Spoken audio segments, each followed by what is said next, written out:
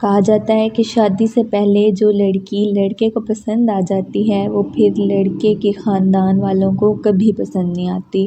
یہ ایک مثال ہے، ہو سکتا ہے ایسے نہ ہو سکتا ہے ایسے ہی ہو، لیکن زیادہ تر کہا جاتا ہے کہ ایسے ہی ہے۔ اس بات کا احساس مجھے اس دن ہوا جس دن میری دوست کی شادی ہوئی، اور وہ مجھے اپنی شادی کا واقعہ سنا رہی تھی، تو میں نے سوچا کیوں نہ آپ لوگوں سے شیئر کر لوں۔ اس نے بتایا کہ جب اس کی شادی ہوئی تو جس لڑکے سے اس کی شادی ہوئی وہ اس کا کزن تھا، تو وہ کہہ رہی تھی کہ اس کے گھر والے بالکل بھی ایگری نہیں تھے۔ خیر انہوں نے پسند سے شادی کرنی تھی سو انہوں نے کر لی۔ خاندان والے ناراض ہوئے لیکن وہ ان کی شادی میں شامل ضرور ہوئے۔ شادی کے بعد کیونکہ لڑکے کے مالی حالات اتنے زیادہ اچھے نہیں تھے، اس نے اپنی دلہن کو جو گفٹ تھا وہ بھی اپنے دوست سے ادھار مانگ کے دیا۔ بعد میں اس لڑکے نے بتایا جس سے اس کی شادی ہوئی تھی کہ میں اپنی بیگم کی بہت زیادہ رسپیکٹ کرتا ہوں اور میں اپنی فیملی سے بھی بہت زیادہ پیار کرتا ہوں، لیکن میں اپنی فیملی کو اچھے طریقے سے جانتا ہوں کہ وہ میری بیگم کو ایکسیپٹ نہیں کرتے، وہ اس پہ ظلم کرتے ہیں، لیکن میں اپنی بیگم کو عزت دلا کے رہوں گا، میں اس کو دنیا کی ہر خوشی دوں گا۔ لیکن اس کے ساتھ ساتھ کچھ واقعات ہیں جو میں آپ لوگوں سے شیئر کرنا چاہتا ہوں۔ تو میں نے پوچھا کہ آخر وہ کون سے واقعات ہیں، تو اس نے بتایا پسند کی شادی پہ عورت پہلے اپنے گھر والوں سے سنتی ہے، بعد میں سسرال سے۔ وہ ساری کشتیاں جلا کے آئی تھی، سو اس نے اپنی زبان کو سی لیا۔ اب اگلی ذمہ داری میری تھی۔ ایک دوست کے توسط سے لاہور کے ایک کال سینٹر میں جب مجھے جاب ملی، لیکن میں کبھی اپنے شہر سے نہیں نکلا تھا، سو ایک انجان شہر میں جانے کے لیے مجھے تھوڑا سرمایہ درکار تھا۔ اب میں کسی سے پیسے بھی نہیں لے سکتا تھا کیونکہ خاندان والے سارے مجھ سے ناراض تھے۔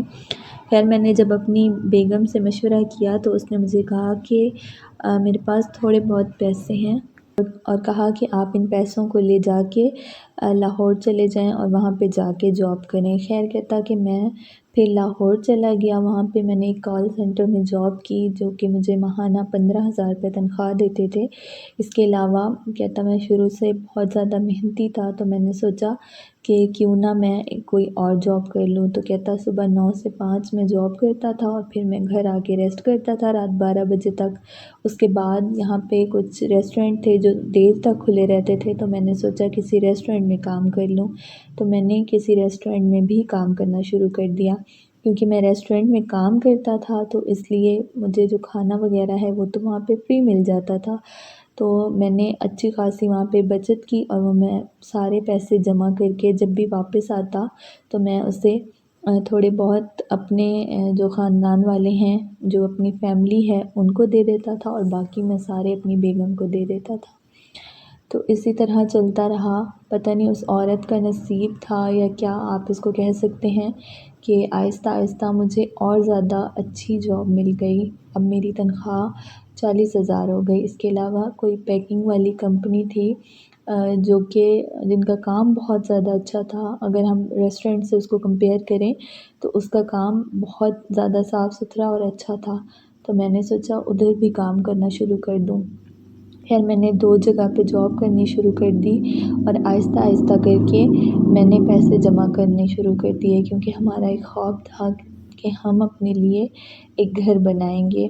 خیر وہ گھر بنانے کے لیے میری بیگم نے بھی میرا ساتھ دیا۔ اس نے بھی ایک پرائیویٹ اسکول میں جاب کرنا شروع کر دیا، اس نے بچوں کو ٹیوشن پڑھانا شروع کر دیا، اور میری بھی بہت اچھی جاب ہو چکی تھی، تو میں نے بھی اور زیادہ محنت کرنا شروع کر دیا۔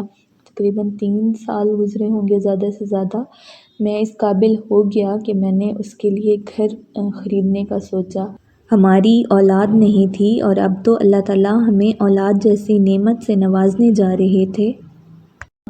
تو ہوا کچھ ایسے کہ میں نے اس کے لیے پلاٹ خرید لیا تھا، تو جب میں اسے دکھانے کے لیے گیا تو وہ بہت زیادہ خوش ہوئی اور وہ زمین پہ بیٹھ گئی، اور اس نے اپنے ہاتھ سے زمین پہ لکھا، یعنی اس پلاٹ پہ لکھا کہ یہ تو میری ملکیت ہے۔ اس طرح کر کے اس نے وہاں پہ لکھا۔ بتانے کا مقصد یہ ہے کہ وہ بہت زیادہ خوش تھی، اور خدا کا کرنا ایسے ہوا کہ جب ہمارے ہاں اولاد ہونے لگی تو وہ اتنی زیادہ بیمار تھی کہ ڈاکٹر نے کہا کہ یا تو ہم آپ کی اولاد کو بچا سکیں گے یا پھر آپ کی بیگم کو بچا سکیں گے۔ تو میرا جواب تو واضح تھا، میں نے کہا کہ میں اپنی بیگم کو بچانا چاہتا ہوں، لیکن خدا کا کرنا ایسا ہوا کہ وہ بیٹی کو جنم دے کے وہ عورت مجھ سے بچھڑ گئی، وہ عورت انتقال کر گئی، وہ عورت اس دنیا سے چلی گئی اور وہ مجھے تنہا چھوڑ گئی۔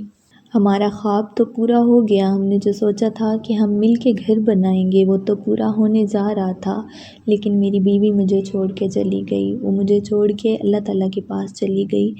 آج بھی میں اپنی بیٹی کو جب اس علاقے میں ایک خوبصورت پلاٹ کے پاس اس کی ماں سے ملوانے کے لیے لے جاتا ہوں تو وہ مجھ سے اکثر پوچھتی ہے کہ بابا ماما یہاں سب سے الگ کیوں رہتی ہیں؟ میں اسے ہمیشہ ٹال دیتا ہوں، میں اسے کس طرح بتاؤں کہ یہ اسی کا گھر ہے، یہ اسی کی ملکیت ہے جس پہ اس کے علاوہ کسی کا حق نہیں ہے۔ تو یہ تھا آج کا واقعہ، امید کرتی ہوں کہ آپ کو یہ واقعہ پسند آیا ہوگا اور آپ نے اس سے کچھ نہ کچھ ضرور سیکھا ہوگا کہ اپنے آس پاس موجود لوگوں کا خیال رکھیں، انہیں تکلیفوں سے بچائیں، ان کے لیے آسانیاں پیدا کریں، کیونکہ زندگی اور موت تو اللہ تعالیٰ کے ہاتھ میں ہے۔ ہم جتنا ہم سے ہو سکتا ہے ہمیں چاہیے کہ ہم دوسروں کے لیے آسانیاں پیدا کریں، دوسروں کے لیے خوشیاں پیدا کریں۔ تو امید کرتی ہوں آپ کو بھی یہ واقعہ پسند آیا ہوگا، اگر ایسا ہی ہو تو آپ نے میرے چینل کو لازمی سبسکرائب کر لینا ہے اور کمنٹس کر کے بتانا ہے کہ آپ کو یہ واقعہ کیسا لگا۔ انشاءاللہ پھر ملیں گے ایک نئی سٹوری کے ساتھ، ایک نئی کہانی کے ساتھ، ایک نئی ٹاپک کے ساتھ، ایک بہت اچھے واقعے کے ساتھ۔ تب تک آپ لوگوں نے اپنا بہت زیادہ خیال رکھنا ہے۔ فی امان اللہ، اللہ حافظ۔